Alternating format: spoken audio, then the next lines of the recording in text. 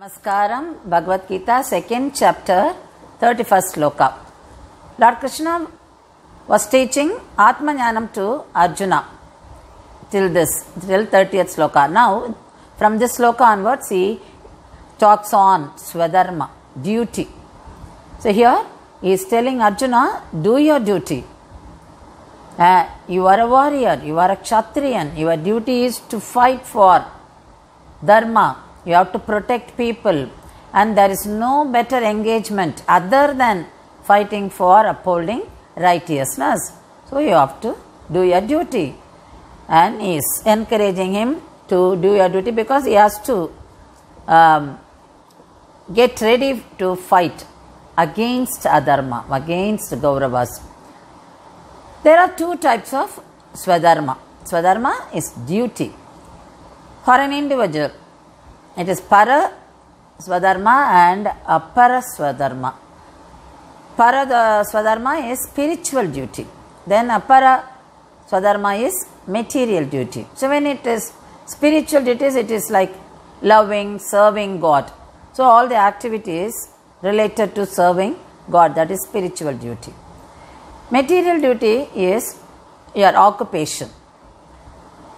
You are doing for living. So that is two different types of occupation we undertake for our living.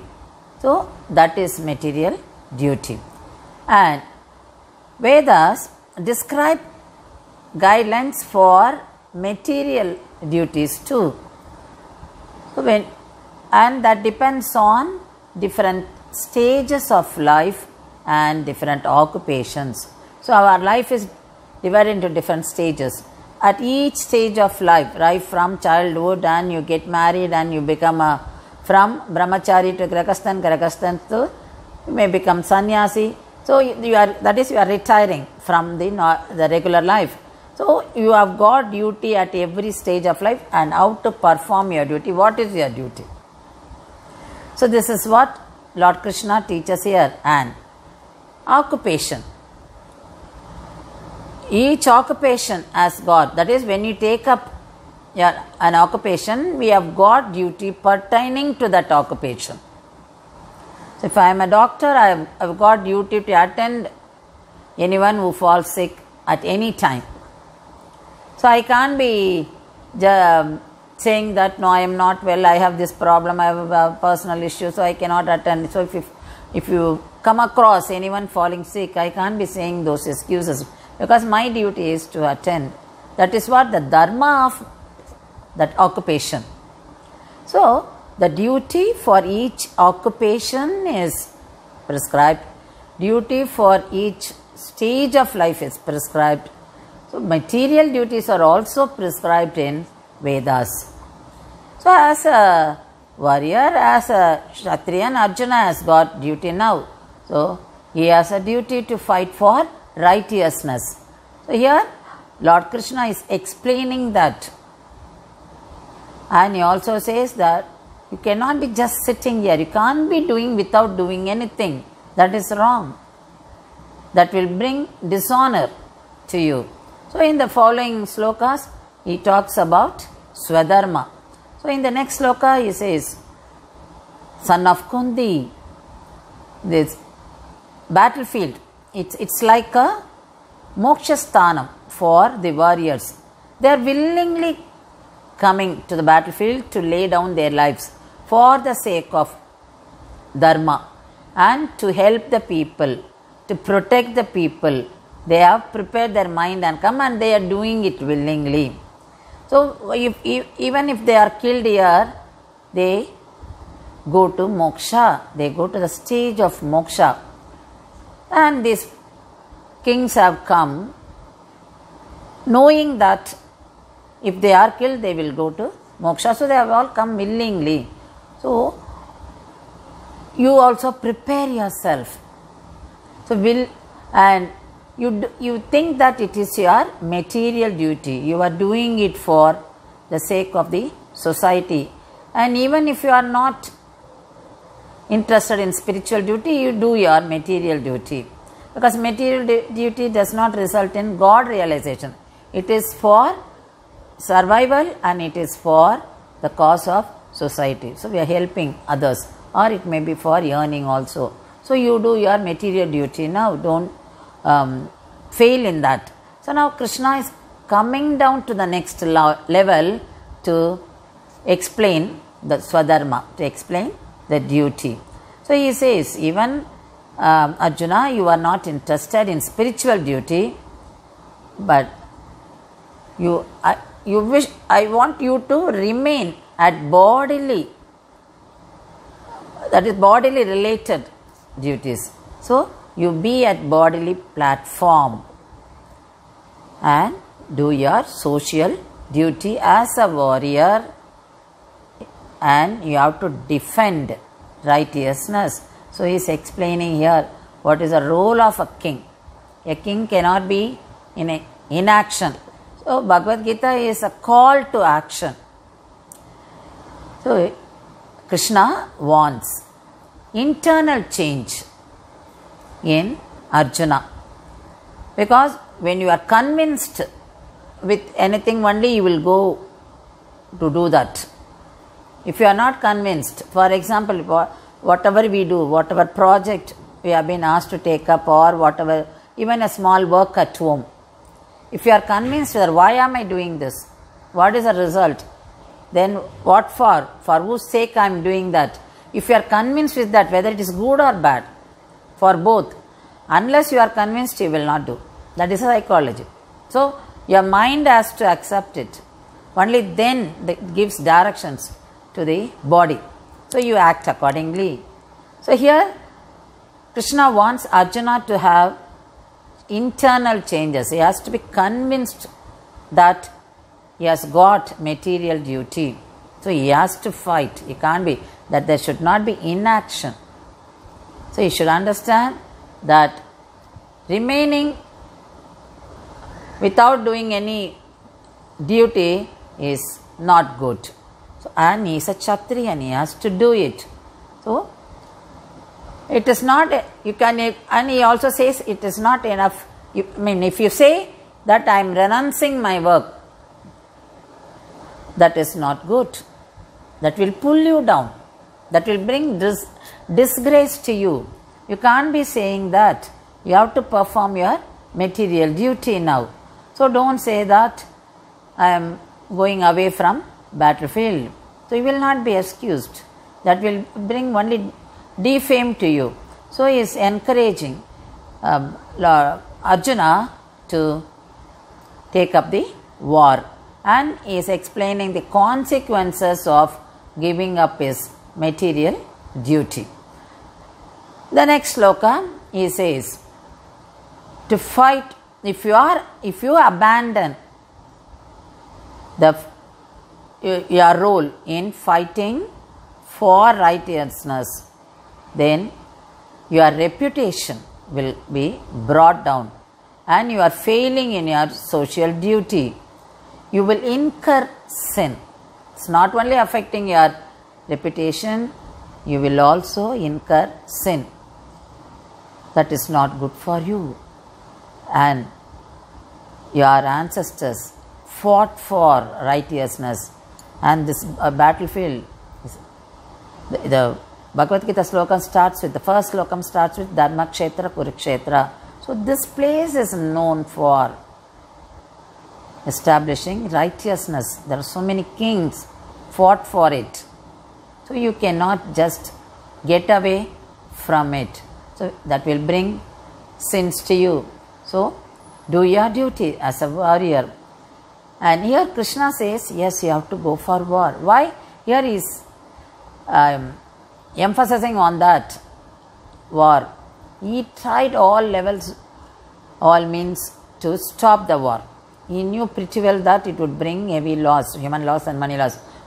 So material loss. So he went as a messenger to Duryodhana's court and he tried. But Duryodhana did not listen and he was not for any compromise. So the war, the situation of war arose. So here he is saying to control adharma, because everywhere adharma, and Duryodhana aggressive actions were found everywhere, and he did not have concern for anyone. So people were suffering. So it was very necessary at that time to bring down adharma, to remove adharma. So war was necessary. So Krishna was asking Arjuna to fight. So yes, because the war was necessary to maintain law and order. So Krishna says, yes, you have to fight now. There's no other choice. You have to establish dharma. And in 34th sloka, he says, if you go away, then what happens?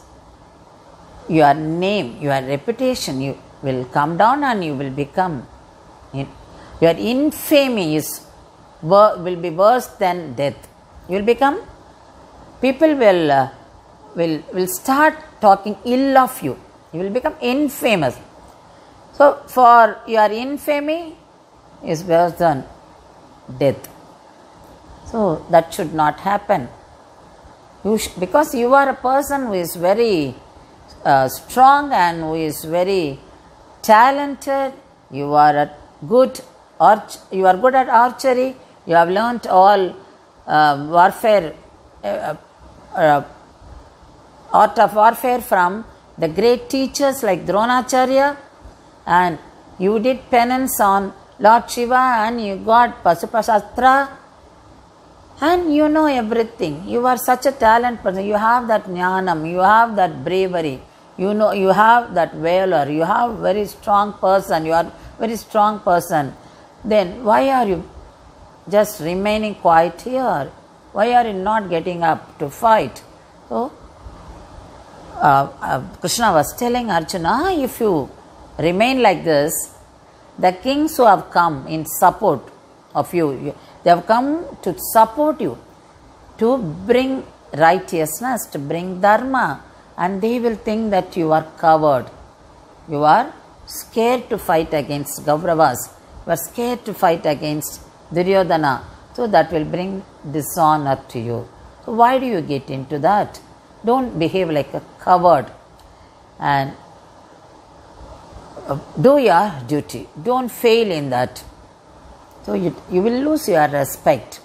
So Krishna kept on saying that because Arjuna is the right person to fight there against adharma. So he didn't want Arjuna to fail in his duty. So that is why Krishna was constantly giving him advice and convincing him to fight. Why? What is the purpose of fighting? Why should you fight against Kauravas? And he is giving more explanation on Swadharma in the following slokas. So he says how to perform your material duty. So that should be done as a duty, so that as a duty to help the society. When you are doing your material duty, you are helping others. Through that you are helping the society. So take it up seriously and focus on that and do it. And normally the people who are devotees or who believe the spiritual duty or who have faith in God, how do they do that? They mix devotion with that duty and offer their duty to God. So they offer everything to God. So they mix devotion with that consciousness of duty.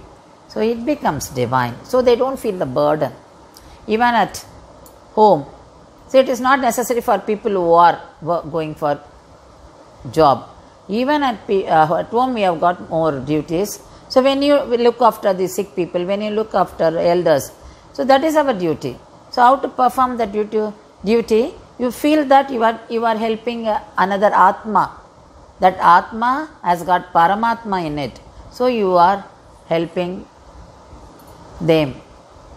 And you think that you are serving God. It's like serving God. So Paramatma lives in every Atma. So you think like that and do it. Then you will not feel that. You will not feel that it's a burden for you to do. And you will enjoy doing that because you are serving God. This is how the duty has to be performed. So if we follow that, we will not feel that I am the only one doing. What should I do? If I am not there, everything will collapse. So you don't have that kind of feeling. So don't put I in that. You are serving the other Atma. This is how we have to do our, we have to exhibit our duties. We have to perform our duties by linking Paramatma in this. Think that you are offering it to God. So Krishna tells Arjuna, you think that fighting for dharma is a duty given by God. That is what Karma Yoga, we will be learning about Karma Yoga in the following slokas. So this is what we are going to learn in Bhagavad Gita. Bhagavad Gita is a call to action. What kind of action is prescribed by God? And when you feel that why should I do? Because you have a duty, but when you perform duty, you should not feel that why should I do?